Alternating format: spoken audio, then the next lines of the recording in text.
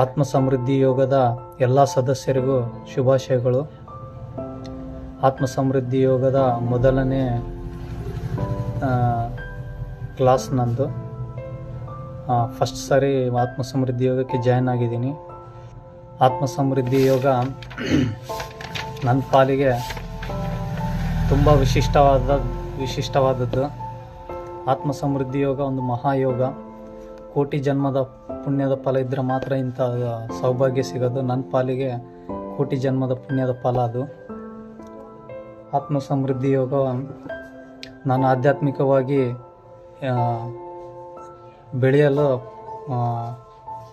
ಒಂದು ದಾರಿ ಹುಡುಕ್ತಾ ಇದ್ದೆ. ತುಂಬ ಪ್ರಯತ್ನ ಪಡ್ತಾ ಇದ್ದೆ ಆಧ್ಯಾತ್ಮಿಕವಾಗಿ ಬೆಳೆಯಲು.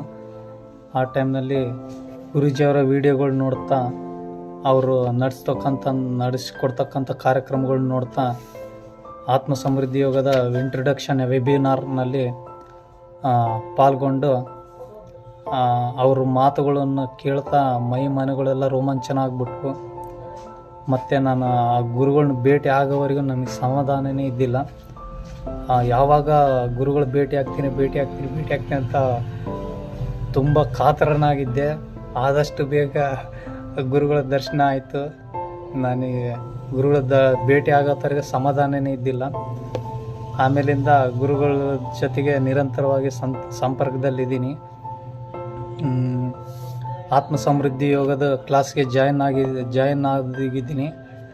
ಆತ್ಮ ಸಮೃದ್ಧಿ ಯೋಗ ಒಂದು ಮಹಾಯೋಗ. ಅದು ಜೀವನದ ದಿಕ್ಕನ್ನೇ ಬದಲಾಯಿಸತಕ್ಕಂಥ